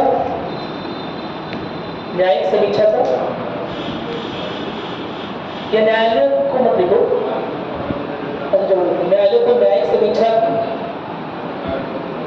अधिकार मिला हुआ है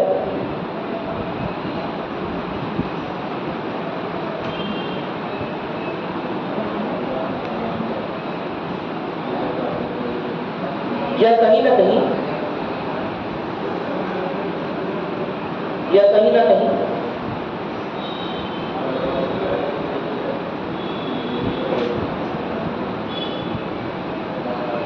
अमेरिकी प्रणाली से प्रेरित है। अमेरिकी प्रणाली से प्रेरित है, जो अमेरिकन सिस्टम है जुडिशरी का, वहां से प्रेरित है। क्या मेरी बात समझ में आ गई? से प्रेरित है, हल्के शब्दों में लिखा है समझाने के लिए, ठीक है? यह प्रणाली का मतलब क्या हो, जो अमेरिकन सिस्टम चल रहा था उससे ही प्रेरित है, क्योंकि अमेरिका मैंने बताया था कितने सारे प्रस्ताव आए थे संविधान संशोधन के लिए। कितने?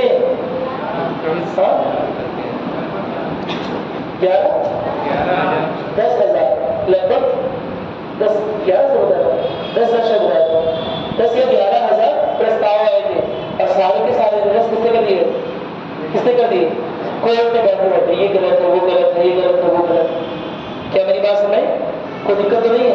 तो यहाँ पर भी प्रावधानों को लेकर न्यायिक समीक्षा का अधिकार किसने दिया हुआ है?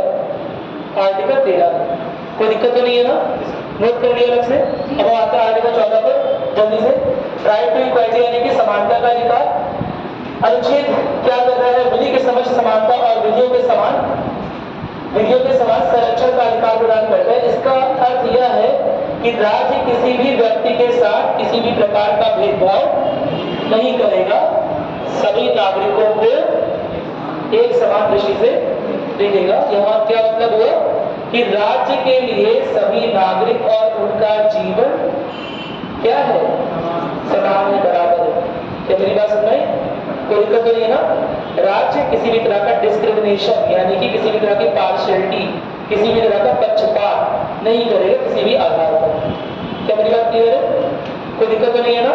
और एक और इसमें बात की विधि के समक्ष समानता। विधि के समक्ष समानता क्या मतलब होता है? अरे एक तो बहुत सिंपल भाषा में क्या बोलते हैं? कानून की नजरों में सब बराबर है। क्या मेरी बात समझ? कानून की नजरों बोलते हैं सब बराबर। आपने वो देखो कानून की देवी की प्रतिमा, कानून की देवी की प्रतिमा देखी है? क्यों होता है? हाँ, क्योंकि अगर आंख खोल के देख लेंगी तो देख लेंगी कि समझ रहे ना, अनजस्ट हो सकती है। अनजस्ट मतलब पक्षपातपूर्ण बिहेवियर हो सकता है, अपना कराया करने लगे। नहीं समझेगा? कानून की देवी का क्या नाम है? कौन सी मैथोलॉजी से ली? कौन सी मैथोलॉजी से कानून की देवी को लिया गया है? नहीं? चलो कुछ नोट करते रहा करो, कुछ हमेशा सर्च भी करो कुछ चीजें, ठीक है? हमेशा कुछ कुछ बोलूंगा, ये सब इतना इंपॉर्टेंट भी किसी से 2 बार आ चुका हूँ। जो बोल रहा हूँ सब नोट करते रहो। ग्रीक मैथोलॉजी से। अब देखो कि कौन सी कानून की देवी, ठीक है? नाम देख के आओगे। मैं तुम्हें बहुत सिंपल समझा रहा हूँ। पत्ती क्यों बनी होगी यहाँ पर? तो जब पत्ती बनी है एक समान कैसे देखो?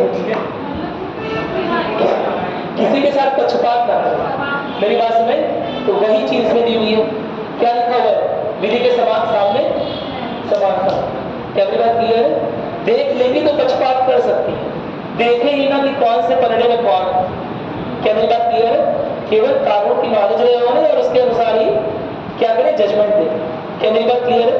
सो उसी तरह से इसमें लिखा हुआ है विधि के समान समानता, यानी कि कानून की नजरों में संविधान, मुख्य कानून तो संविधान ही है, तो संविधान की नजरों में सभी लोग क्या है? समान है। यही है समानता का कानून। क्या मेरी बात समझ? हाँ, ब्रिटेन से लिया गया। इसे क्या हमने लिखा हुआ यहाँ पर लिख लो इस बात को, है ना? ये जो चीज है ये कहाँ से ली है? विधि के समय समानता वाली ब्रिटेन से ली गई, ठीक है? विधि के समक्ष समानता वाली जो बात है वो कहाँ से ली गई है? ब्रिटेन के संविधान से। आगे बढ़ते।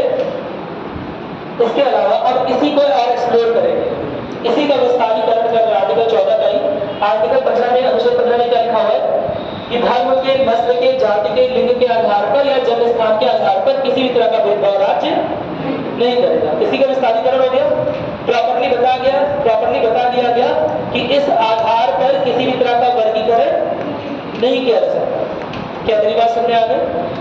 तो राज्य किसी भी नागरिक के खिलाफ धर्म, नस्ल, जाति, लिंग या जन्म स्थान के आधार पर कोई भेदभाव नहीं कर सकता। अब इसके 4 उपखंड है, 4 क्लॉज लिखे हुए हैं। पहले तो है राज्य नागरिकों के विरुद्ध भेदभाव नहीं करेगा। इंपॉर्टेंट ये है नागरिक, यानी कि नागरिक और बाहर के लोग के बीच में राज्य किसी तरह का भेदभाव कर सकता है। क्या मेरी बात समझ नहीं? बात समझ नहीं? इंपॉर्टेंट चीजें पकड़ो। इसमें क्या लिखा हुआ है? समानता का अधिकार तो समझ में आ गया, लेकिन किसे भी मिल रहा समानता का अधिकार? सबको मिल गया? किसे मिल रहा है? नागरिक को मिल रहा है। क्या मेरी बात समझ नहीं? सबको नहीं मिल रहा है, जिन्हें भारतीय नागरिकता हासिल है। और इसीलिए आर्टिकल 2 पहले प्लेस किया गया। मैंने क्या बताया था ना कि हर भाग का जो क्रम है वो ऐसे ही नहीं क्रम कर दिया गया, मतलब अक्कड़ बक्कड़ बम्बे वो करके पहले जो पहले आ गया वो से ऊपर, जो बाद में आ गया वो नीचे, ऐसे किया गया है क्या? नहीं किया गया है ना। हर भाग का क्रम और उसके अंदर के उपक्रम बहुत बहुत ज्यादा सोच समझ के किए, क्योंकि उन्हें पता था कि आर्टिकल जो 12-13 है उसके बाद से, है ना, यानी कि जो भाग 3 है उसके बाद से हमें अंतर करना पड़ेगा कि हम कौन से अधिकार नागरिकों को दे रहे हैं और कौन से अधिकार बाहर वालों को भी दे रहे हैं, कौन से अधिकार उन्हें नहीं दे रहे हैं। क्या मेरी बात समझ? तो उन्होंने पहले ही भाग 2 में डिफाइन कर दिया, परिभाषित कर दिया कि नागरिक बोलेंगे किसे। अरे बोलो, क्या मेरी बात समझ में आ गई? नहीं बात समझ में? पहले परिभाषा पढ़ लेते हैं ना किसी चीज की, तभी तभी आगे समझ में आएगा, ठीक है? तो पहले परिभाषा हमने पढ़ी कि नागरिक होते कौन, किन्हें नागरिकता प्राप्त है ना। और इसके बाद हम देख रहे हैं कि आने वाले आर्टिकल्स में क्या कुछ अंतर है भारतीय नागरिकों में और बाहर के नागरिकों में समझने के लिए। क्या मेरी बात क्लियर है? ठीक है। तो इसमें क्या लिखा हुआ है? 4 उपखंड है। राज्य नागरिकों के विरुद्ध भेदभाव नहीं करेगा। इंपॉर्टेंट है नागरिक, अगेन नागरिकों को सार्वजनिक स्थान में समान पहुंच का अधिकार होगा, ठीक है। महिलाओं और बच्चों के हितों की रक्षा के लिए विशेष प्रावधान। अब सब लोग बराबर हैं, है ना। आप घर पे जाओगे, कहोगे मैं भी पढ़ने जा रहा हूँ, इस 1 साल के 2 साल के बच्चे को भेजो, छोटों को भी भेजो, मैं भी काम पे जा रहा हूँ। घर वाले मुझे कहते हैं जिम्मेदारी उठाइए, जिम्मेदारी उठाइए, तो मैं इससे भी जाकर काम करवाऊंगा। जो 2 साल का 3 साल का है उससे भी मैं करवाऊंगा कहीं। क्या सही है? नहीं है ना। क्या मेरी बात सुन रहे? राज्य कोई प्रावधान कर रहा है ऑफकोर्स। तो जो स्पेशल सेगमेंट्स हैं, है ना, जो कहीं ना कहीं ऐसे लोग हैं जो इस काम करने योग्य नहीं है किसी भी तरह से, राज्य उनके लिए थोड़ी बात कर रहा है, बाकी सबके लिए बात कर रहा है। तो महिलाओं के लिए और बच्चों के हितों की रक्षा के लिए कुछ विशेष प्रावधान किए जा सकते हैं, बहुत इंपॉर्टेंट है। अब इसमें कोई ये नहीं कहेगा सर राज्य तो बोल रहा है लिंग के आधार पर किसी तरह का भेदभाव नहीं होगा, है ना, और यहाँ बोल रहे हैं सर महिलाओं को स्पेशल कानून है, महिलाओं को स्पेशल रिजर्वेशन मिल रहा है या कुछ ऐसा हो रहा है। राज्य कर सकता है महिलाओं के लिए और बच्चों के लिए कुछ स्पेशल प्रावधान ला सकता है। क्या मेरी बात सुनाई? अरे बोलो, क्या मेरी बात क्लियर है? कोई दिक्कत तो नहीं है ना। चलो देखिए, अनुच्छेदों की शुरुआत में आप यह पढ़ेंगे मुख्य चीज कि क्या है, और बाद में यह पढ़ेंगे कि लिमिटेड कैसे हो रही है, सीमित कैसे हो रही है, इनकी सीमा रेखा क्या है। जो बाद के क्लॉजेस है ना, जो बाद के भाग नहीं बोलेंगे सॉरी, लेकिन बाद के जो लिखे क्लॉजेस हैं, बाद के जो पार्ट्स लिखे हुए हैं ABCDE करके, उसमें सीमाएं बताई हुई हैं कि ऊपर लिखे अधिकारों की क्या सीमाएं हैं। क्या मेरी बात क्लियर है? किन विशेष कंडीशन में, किन विशेष सिचुएशन में उसे फॉलो नहीं करेंगे। तो देखो प्रश्न में आ गया कि धर्म में जाति लिंग धर्म के स्थान पर भेदभाव नहीं होगा, लेकिन महिलाओं और बच्चों के हितों की रक्षा के लिए प्रावधान किया सकता है। साथ ही साथ एक और इम्पोर्टेंट पॉइंट, सामाजिक और शैक्षिक दृष्टि से पिछड़े वर्गों, अनुसूचित जातियों और जनजातियों के लिए विशेष प्रावधान किए जा सकते हैं। कोई दिक्कत तो नहीं है ना? कोई दिक्कत तो नहीं है? ठीक है।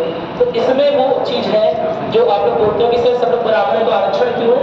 इसकी यह बात प्रॉपरली लिखी हुई है कि अगर सामाजिक और शैक्षिक रूप से पिछड़े वर्ग हैं, अनुसूचित जातियां, जनजातियां हैं, तो उनके लिए प्रावधान राज्य कर सकते हैं।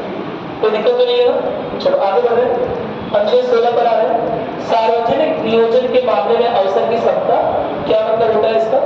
कि राज्य के अधीन किसी भी नियोजन या किसी भी पद यानी कि रोजगार, ठीक है, तो सभी नागरिकों को समान अवसर दिया जाएगा। क्या मेरी बात क्लियर है? एक तरह से अवसर की समानता के बारे में बात हो रही है। अब इसमें भी अलग 4 उपखंड है जो सीमा रेखा तय करेंगे। पहली बात तो यह है कि सभी नागरिकों के लिए रोजगार में समान अवसर होंगे। धर्म, नस्ल, जाति, लिंग, जन्म स्थान या इनमें से किसी आधार पर भेदभाव नहीं होगा। लेकिन संसद कुछ पदों के लिए, फिर भी कुछ पदों के लिए उपयुक्त आवश्यकताओं को निर्धारित कर सकती है कि मिनिमम यह चीज होनी चाहिए। मेरी बात में ऐसी चीजें होनी चाहिए, उसके बाद ही आप उस पद पर आवेदन कर सकते हैं, तभी आपको वो रोजगार मिलेगा। क्या मेरी बात क्लियर है? और इसके अलावा अगेन राज्य सामाजिक और शैक्षिक दृष्टि से पिछड़े वर्गों के लिए आरक्षण कर सकता है। कोई दिक्कत तो नहीं है ना? रोजगार में भी क्या कर सकता है राज्य? सामाजिक और शैक्षिक दृष्टि से पिछड़े वर्गों के लिए आरक्षण कर सकता है। कहीं ना कहीं आर्टिकल 14 का विस्तारीकरण आर्टिकल 15 में हुआ है और आर्टिकल 15 का विस्तारीकरण आर्टिकल 16 में हुआ है। क्या मेरी बात समझ? विस्तारीकरण मतलब एक तो मेन बात बोल दी कि सब लोग बराबर हैं, आर्टिकल 14। क्या मेरी बात क्लियर है? फिर आर्टिकल 15 क्या बोल रहे हैं कि धर्म, जाति, नस्ल, है ना, लिंग, भाषा, इन सब के आधार पर किसी भी तरह का वर्गीकरण नहीं किया जा रहा है, यानी किसी तरह का भेदभाव नहीं किया जा रहा। वर्गीकरण है तो है, लेकिन भेदभाव नहीं किया जा रहा। क्या मेरी बात क्लियर है?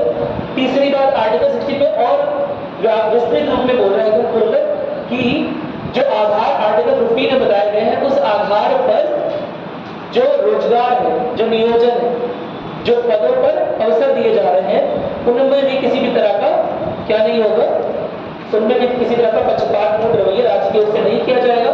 लेकिन जो सामाजिक रूप से पिछड़े लोग हैं, जो आर्थिक दृष्टिकोण से पिछड़े लोग हैं, उनके लिए रिजर्वेशन, उनके लिए आरक्षण किया जा सकता है। क्या मेरी बात क्लियर है? साथ ही साथ अनुसूचित जाति और जनजाति के बीच में लिखना चाहिए, नहीं लिखा हुआ, ठीक है? वहां लिख लीजिएगा राज्य सामाजिक और शैक्षिक दृष्टि से पिछड़े वर्गों और अनुसूचित जाति और जनजाति। यह पीडीएफ आपको चली गई है। इस पीडीएफ में चौथा जो पॉइंट है वो एडिट कर दीजिएगा, उसमें अनुसूचित जाति और अनुसूचित जनजाति नहीं लिखा होगा। क्या मेरी बात क्लियर है? कोई दिक्कत तो नहीं है ना? अब इतना क्लियर होगा एकदम, इसमें कोई समस्या नहीं है? ठीक है। आर्टिकल 17 पर आ रहे हैं, एकदम आसान सा, 6-17 पर, है ना? जिस समय भारत आजाद हुआ उस समय कौन सी पहचान? अनटचेबिलिटी, अस्पृश्यता, छुआछूत, है ना? छुआछूत समझते हैं? बचपन में गेम खेले, छोटे भाई दूसरा को छूना नहीं भागते थे, है ना? बस वैसे ही जैसे वो गेम खेला है, क्या बोलते थे उस गेम को? छुआ, हाँ बस वही, बस वैसे ही पूरा गेम भारतीय समाज खेल रहा था। मेरी बात में कोई छू ना ले, अरे कहीं टच ना हो जाए। मेरी बात में टच मी नॉट गेम खेल रहा था, जिसकी वजह से ऑफकोर्स, है ना, जिनके साथ ये खेला जाए अभी भी है। ठीक है, ठीक है, अभी भी तो अच्छी बात है, ठीक है। अभी भी कौन सा कोरोना वाला बोल रहे हो? कोरोना के टाइम पे एक छुआ का गेम दोबारा खेला गया था, याद है? नहीं है, खेला गया था ना? अब नहीं है, वो खत्म हो गया, खत्म हो गया। क्या मेरी बात सुने? आर्टिकल 75 ये बहुत अच्छा डिबेट का पॉइंट बन सकता है। मेरी बात सुने? आर्टिकल 17 में डिबेट का पॉइंट बहुत अच्छा बन सकता है कि अस्पृश्यता का अधिकार है ना, अस्पृश्यता नहीं होनी चाहिए, किसी भी रूप में नहीं होनी चाहिए, सभी अधिकार हो गया नहीं होनी चाहिए, किसी भी रूप में नहीं होनी चाहिए। तो फिर कोविड में वो जो मास्क लगाना था, छोड़ना नहीं था, 2 मीटर और 5 मीटर बनाने की कितनी दूरी बनानी थी, है ना, क्या मेरी बात सुने, या क्या संवैधानिक मूल्यों के खिलाफ नहीं जा रहा है, स्वास्थ्य संबंधी है इसमें कर सकते हैं, क्या मेरी बात सुन रहे, स्वास्थ्य संबंधी क्षेत्रों में ऐसा किया जा सकता है जो नितांत आवश्यक है, जिससे आपको जान का खतरा ना हो, क्या मेरी बात क्लियर है। अरे जीवन है तब तो संप्रभुता है, एकता अखंडता संप्रभुता, ये सब किससे जुड़े हुए हैं, जीवन से। लोकतांत्रिक मूल्य किससे जुड़ा हुआ है, जीवन से। जब जीवन ही नहीं है तो काहे की लोकतांत्रिक, क्या मेरी बात सुन रहे हैं। तो बस बहुत सिंपल सी बात है, चलिए ये लेते हैं अस्पृश्यता का निषेध और उसका कोई भी अभ्यास दंडनीय अपराध है किसी भी तरह से। अब सोचो कितनी बड़ी परेशानी रही होगी भारतीय समाज में, जिसके लिए अलग से आर्टिकल लिखना पड़ेगा। बहुत सारी सामाजिक बुराइयां होती है समाज में, लेकिन इस बुराई से कितना ज्यादा व्याप्त होगा समाज कि इसके लिए अलग से मुझे लिखना पड़ गया। यह बात मैं बताने की कोशिश कर रहा हूँ हंसी मजाक, क्या मेरी बात क्लियर है। यह जो सामाजिक बुराई थी, इससे पूरा समाज एकदम त्रस्त, मेरी बात सुन रहे हैं, क्या मेरी बात क्लियर है। तो उसे पूरी तरह से मिटाने के लिए शायद आपने, मैंने एक बार बताया था कि गांधी जी ने अपना जो नवजीवन लिखे थे, शायद नवजीवन ओपिनियन करके लिखे थे। हाँ वो नस्लीय हिंसा, वो नस्ल क्या था, वो नस्लीय हिंसा में आएगा। हाँ तो उन्होंने बात की है कि भारत में ट्रेनों के चल जाने के बाद ये अनटचेबिलिटी वाला कॉन्सेप्ट काफी कम हो गया, क्योंकि सीट एक ही बराबर है कि ऊंच नीच में लगी हुई, ऑफकोर्स ऊंच नीच में लगी हुई है, लेकिन इस आधार पर लगी हुई है कि जाति या धर्म के आधार पर कोई ऊंचा बैठेगा कोई नीचा बैठेगा, इस तरह मिलती है क्या सीट पे, नहीं बैठेगा ना। और सबको एक ही तरह का बाथरूम, एक ही तरह का बेसिन यूज करना है, क्या मेरी बात क्लियर है। तो अनटचेबिलिटी यूज करने में रेल का बहुत बड़ा योगदान है कि गांधी जी का भी था, ठीक है। फिलहाल यह परेशानी इतनी बड़ी है समाज में कि जितने भी राइटर्स, जितने भी फिलोसफर्स हुए हैं, है ना, गांधी जी जैसे, उन्होंने इस चीज पर अलग से लिखने की कोशिश की है, अलग से सब लिखा है।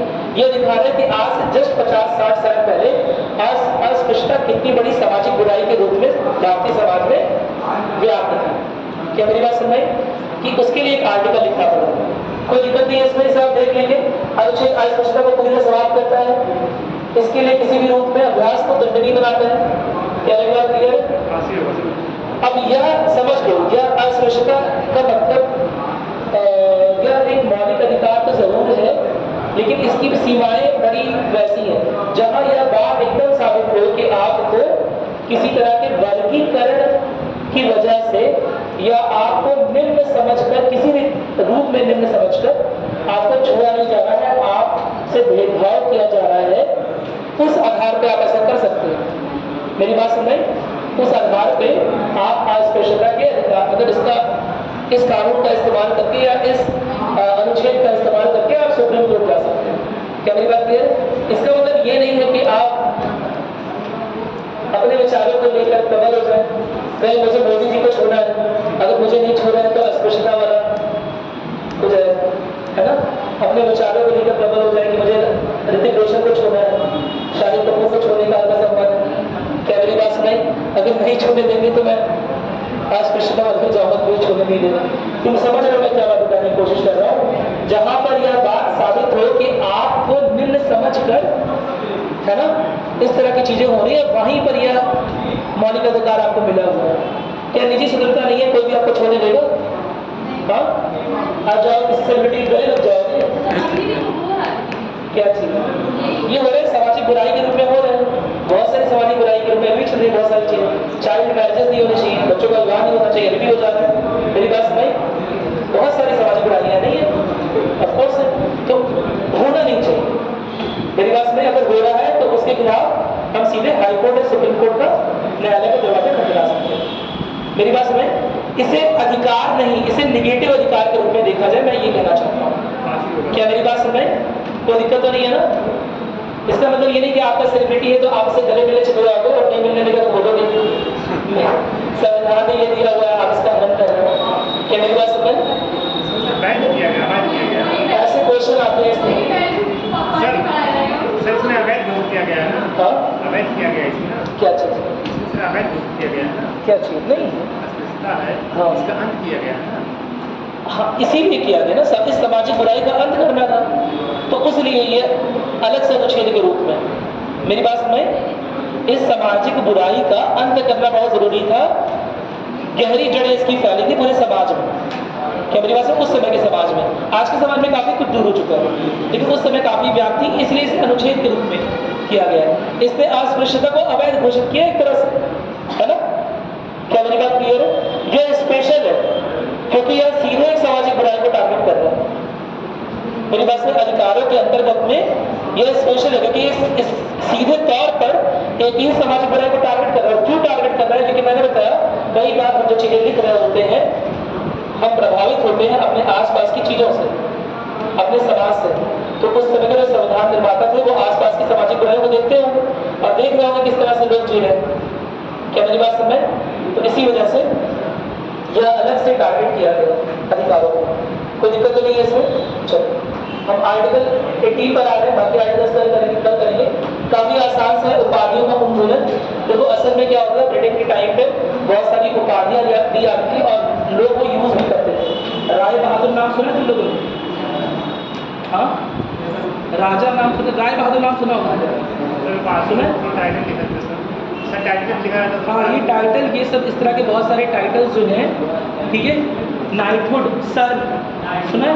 हाँ, तो इस तरह के बहुत सारे टाइटल्स, लॉर्ड वगैरह जो हैं वो अंग्रेजों के टाइम पे लिए जाते थे और उन उपाधियों का कुछ मतलब होता था। कहीं ना कहीं हर चीज़ में उन्हें ऐसे लोगों को विशेषता मिलती थी। क्या मेरी बात क्लियर है? वो चीज़ हमारा संविधान आने के बाद खत्म कर दी जाएगी और अब जो उपाधियाँ मिली हैं उसे आप अपने नाम के साथ विशेष रूप से यूज़ नहीं कर सकते। लेट अस सपोज आपको कोई उपाधि मिल गई है भारत रत्न की, है ना? इसे भारत रत्न मिला है ना? लेट अस सपोज किसी को उपाधि मिल गई भारत रत्न की, तो आप नॉर्मल जनरल से आप बोल सकते हैं कि मैं भारत रत्न फलाना हूँ, मेरी बात सुनाई, लेकिन आप अपने नाम के साथ उस उपाधि का उपयोग नहीं करेंगे। यह खराब प्रैक्टिस चली आ रही थी ब्रिटिश काल से। क्या मेरी बात सुने? अपनी विशिष्टता को प्रदर्शित करने के लिए अंग्रेज सरकार द्वारा दी गई उपाधियों का बहुत अधिक भारतीय जो है वो अनावश्यक उपयोग करते हैं। क्या मेरी बात क्लियर है? कोई दिक्कत तो नहीं है ना? जैसे अगर आप पद्मभूषण, पद्मभूषण या भारत रत्न पार आते हैं तो आप उसका यूज़ इस तरह से नॉर्मली नहीं कर सकते। मेरी बात क्लियर है? इसका मतलब डॉक्टर लोग यूज़ नहीं कर सकते, अपने आगे नाम के डॉक्टर ना लगाए करते हैं। क्यों सर लगा सकते हैं सर? क्योंकि वो केवल उपाधि नहीं है, वो शिक्षा मेरिट के आधार पर मिली हुई है। क्या मेरी बात समझ? वो शैक्षणिक उपाधि करेगा, ठीक है, तो उसका उपयोग कर सकते हैं। बाकी सारी उपाधियाँ जो आपको दी जा रही हैं उसे अपने नाम के साथ एकीकृत करके उपयोग नहीं कर सकते। क्या मेरी बात क्लियर है? कोई दिक्कत तो नहीं है? सर बताओ।